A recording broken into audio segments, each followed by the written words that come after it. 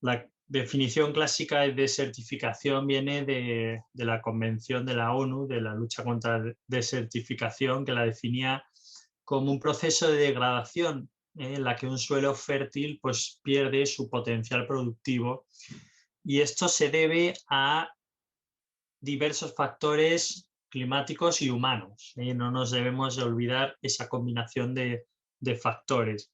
Entre esos factores que hacen que el suelo pierda su potencial productivo, pues podemos tener la destrucción de la cubierta vegetal, tenemos la erosión, pero también tenemos otros factores como la sobreexplotación de acuíferos, la sobreirrigación de los cultivos, la salinización de la tierra o simplemente la falta de agua. Es decir, la aridez, al igual que la erosión, pues son dos factores claves desencadenantes de ese proceso de desertificación, ¿no? Y como digo, el resultado de este proceso pues, es que los suelos pierden su capacidad productiva, y esto pues, nos lleva a que se degrada el medio natural, y esto tiene implicaciones de tipo medioambiental, de tipo socioeconómico, etc. Las zonas que son más susceptibles de sufrir este proceso de desertificación son las zonas áridas, semiáridas y subhúmedas secas. Entonces, de acuerdo a esta definición, si cogemos un mapa de aridez de España, pues vemos que aproximadamente 2/3 del territorio español se encontraría en estas condiciones, es decir, se encuentran potencialmente afectadas por el proceso de desertificación. Y tenemos dos extremos, por un lado avenidas inundaciones, por otro lado las sequías, que es cuando nos vamos a una situación de baja disponibilidad de agua en un área determinada y con un cierto impacto socioeconómico y ambiental. Entonces, hay una diferencia importante, a diferencia de la aridez, que es una propiedad, una característica que es permanente de un clima, que se caracteriza por poca lluvia. Las sequías son desviaciones temporales debidas a la variabilidad climática y que pueden ocurrir en cualquier región climática. Es decir, una sequía se puede dar perfectamente en una zona húmeda. Pues a menudo comienzan con una falta prolongada de lluvia, de precipitaciones, y luego pues pueden prolongarse a otras componentes del ciclo hidrológico. Entonces pueden acabar afectando al almacenamiento de agua en embalses, a los acuíferos, y todo esto pues con una amplia gama de impactos socioeconómicos y ambientales. Por eso hablamos de distintos tipos de sequías: sequías meteorológicas, sequías agrícolas o edáficas, relacionadas con la humedad del suelo, sequías hidrológicas, sequías operativas, porque no nos olvidemos de que nuestros sistemas de recursos hídricos están muy antropizados, tenemos una capacidad de regulación, tenemos embalses y cambiamos totalmente el régimen de circulación del agua. Y luego las sequías socioeconómicas en relación con los impactos que se producen. Por tanto, la sequía se debe a la variabilidad climática, puede ocurrir en cualquier tipo de clima, y supone, pues como digo, un fenómeno hidrológico extremo de baja o de escasez de recursos por un tiempo determinado en un área determinada. Sin embargo, la desertificación está más relacionada con la aridez y con la erosión, y, como digo, pues se convertiría en una característica permanente que va afectando cada vez más a un territorio más amplio, ¿no? ¿De qué manera se relacionan sequía, desertificación y cambio climático? Bueno, pues sabemos, ¿no?, del último informe del IPCC, del Panel Intergubernamental de Cambio Climático, pues que las emisiones de gases de efecto invernadero con una componente antrópica muy alta, pues está provocando un calentamiento global, y esto está produciendo cambios en el sistema climático que, entre otras cosas, pues aumentan la probabilidad de eventos extremos. Y como hemos hablado antes, las sequías son uno de estos eventos extremos, caracterizado por la baja disponibilidad de recursos frente a las inundaciones como evento extremo por exceso, ¿no? En estas condiciones, pues las sequías pueden volverse más frecuentes y más severas y con un impacto creciente. Y especialmente en la región mediterránea, pues sabemos que es un foco regional de cambio climático muy importante. Entonces hay numerosos estudios, entre ellos algunos por nuestro equipo de investigación, que indican pues, un incremento en la frecuencia, duración y severidad de los episodios de sequía en las zonas del Mediterráneo, donde se junta, por un lado, pues el tema de la reducción de las precipitaciones en promedio y además con una serie de cambios estacionales. También en las cuencas que tienen alimentación pluvionival, pues también se modifica la formación y la fusión de la nieve y eso afecta, por tanto, a los recursos disponibles.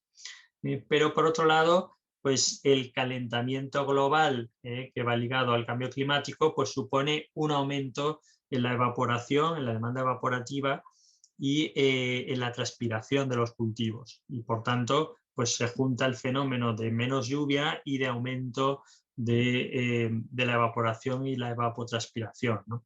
Entonces, los modelos climáticos actuales, pues sabemos que nos dan, reproducen bastante bien las tendencias de temperatura, los cambios en temperatura que se van produciendo.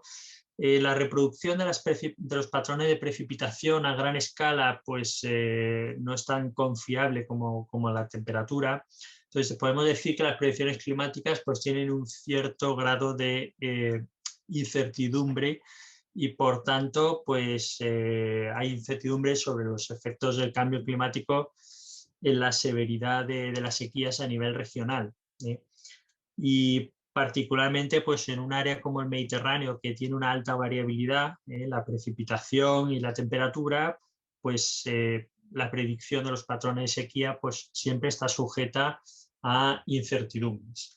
Pero con todo, pues como digo, se han hecho muchos estudios y casi todos los estudios son consistentes en que las proyecciones de cambio climático nos llevan hacia escenarios donde aumenta, como digo, tanto la frecuencia como la duración y la severidad de las sequías y, por tanto, su impacto potencial.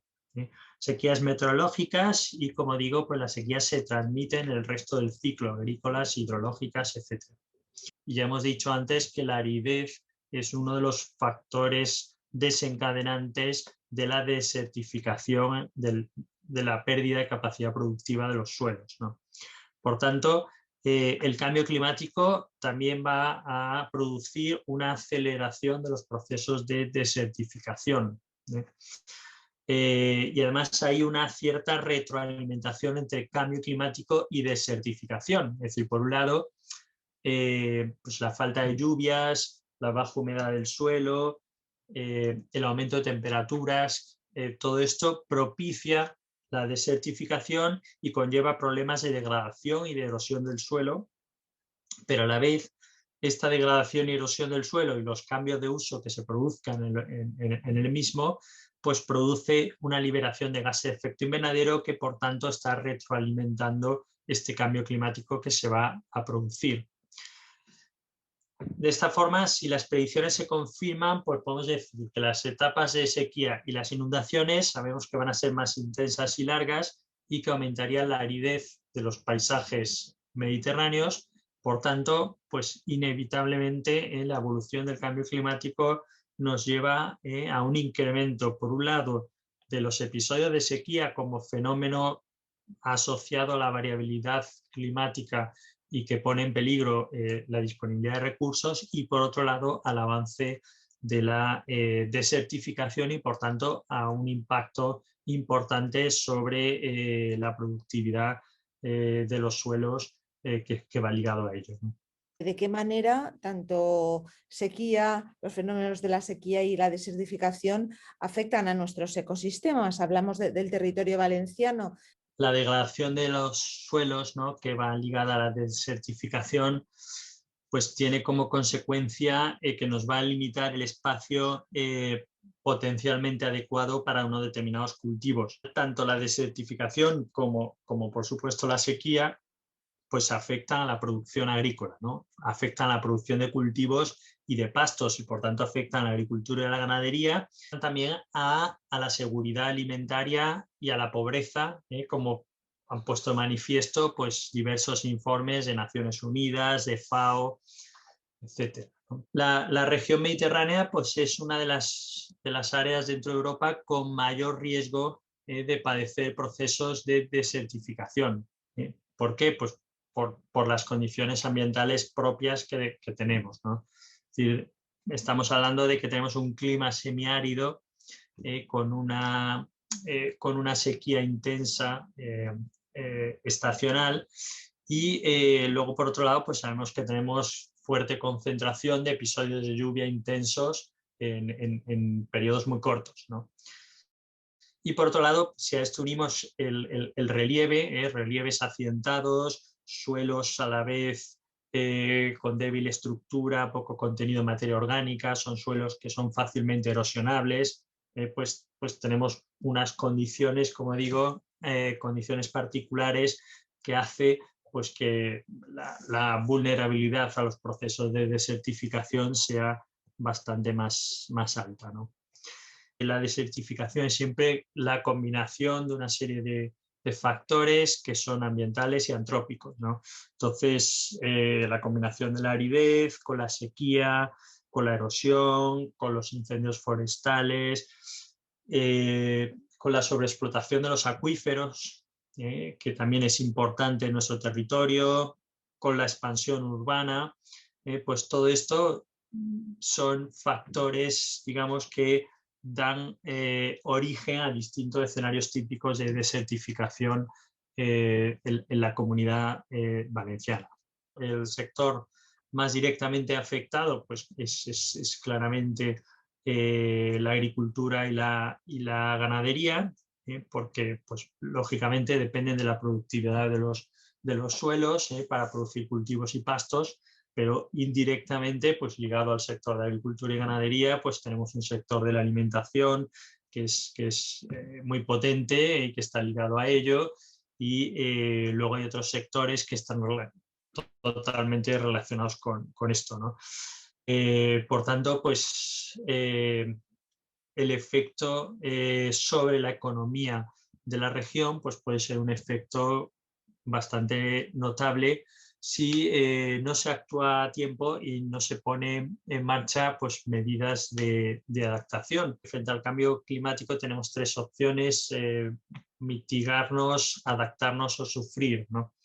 Y está claro que vamos a tener que aplicar las tres. Es necesario actuar en mitigación frente al cambio climático y esta mitigación pues, tiene que responder a políticas y estrategias de gran alcance, no solo local, sino a nivel global, para reducir de forma significativa los gases de efecto invernadero principales productores del cambio climático, pero inevitablemente la marcha que lleva el cambio climático nos va a obligar a adaptarnos, y en estos fenómenos que estamos analizando de desertificación y sequías, pues la adaptación va a ser clave, ¿no? Para reducir al máximo posible la tercera opción, que es el sufrimiento, el daño que se va a producir por la evolución del cambio climático. ¿Qué posibles acciones deberíamos hacer para tratar de mitigar, de combatir estas problemáticas, las problemáticas relacionadas con la sequía y la desertificación? Tenemos que ir, como he comentado antes, tenemos que ir necesariamente a acciones de adaptación, dado que ese cambio está en marcha y es irreversible, ¿no? Entonces, las principales actuaciones que hay previstas en este tema contra la desertificación, pues existe un plan nacional, un programa de acción nacional contra la desertificación, que básicamente habla de, por un lado, de prevención o reducción de la degradación de las tierras, por otro lado, de rehabilitar las tierras que ya están parcialmente degradadas, y por otro lado, recuperación de las tierras que ya están desertificadas. Entonces, esos serían las tres líneas de acción en las que se basa el Programa de Acción Nacional contra la Desertificación. Por otro lado, en España el instrumento clave de planificación para la adaptación es el Plan Nacional de Adaptación contra el Cambio Climático, que ahora pues se pone en marcha el nuevo programa que se inicia en 2021 y que es el instrumento, digamos, el instrumento de planificación básico para la acción coordinada frente al cambio climático en España para reducir los daños del cambio climático y evolucionar hacia una economía y una sociedad más resiliente. Entonces, el PNAC, el Plan Nacional de Adaptación al Cambio Climático, considera varias actuaciones que estoy totalmente de acuerdo que son claves para luchar contra la desertificación. Por un lado, se habla de soluciones basadas en la naturaleza que ayuden a controlar la erosión. Y esto es clave. La erosión es uno de los factores desencadenantes de la desertificación y entonces acciones como la repoblación vegetal, la creación de barreras en el terreno que puedan proteger el terreno y reducir la erosión de los suelos, la plantación de árboles. Todas estas actuaciones pues son soluciones basadas en la naturaleza que nos van a permitir estabilizar los suelos y controlar la erosión que se produce, ¿no? Otro de los factores que yo me mencionaba antes que es un desencadenante de la desertificación es la sobreexplotación de los acuíferos. Entonces, frente a eso, pues tenemos que ir hacia una gestión sostenible de los acuíferos, ¿vale? Pues es muy importante para ello pues llevar un control de la explotación de los acuíferos y tener en marcha unos planes de explotación que en el caso de acuíferos que ya están sobreexplotados pues nos permita restablecer el control. La otra parte clave frente a la deforestación es el tratamiento de las masas forestales, ¿no? Y ahí pues es clave actuar con tratamientos selvícolas. Los tratamientos selvícolas, que son actuaciones que nos van a permitir mejorar las condiciones de los bosques ya maduros con cierto grado de madurez, permitiendo la regeneración forestal y disminuyendo el tema del riesgo de incendios, que ya hemos visto también que puede ser un factor clave desencadenante o coadyuvante de la desertificación, ¿no? Entonces, tratamientos selvícolas, pues hay de muchos tipos. Por ejemplo, podemos disminuir las densidades de masa forestal para un mejor desarrollo de la masa restante, acondicionar el monte para evitar que haya un exceso de combustible, que aumente el riesgo de propagación de incendios, etcétera, ¿no? Pues las actuaciones en el ámbito forestal son claves, ¿no? Y por otro lado, pues hay que ordenar la ganadería extensiva, pues en las zonas de riesgo, en las zonas áridas y semiáridas, hay que evaluar pues cuántos recursos tenemos, qué oferta forrajera hay y qué capacidad hay para sostener los pastos de forma sostenible, ¿no? Y por último, pues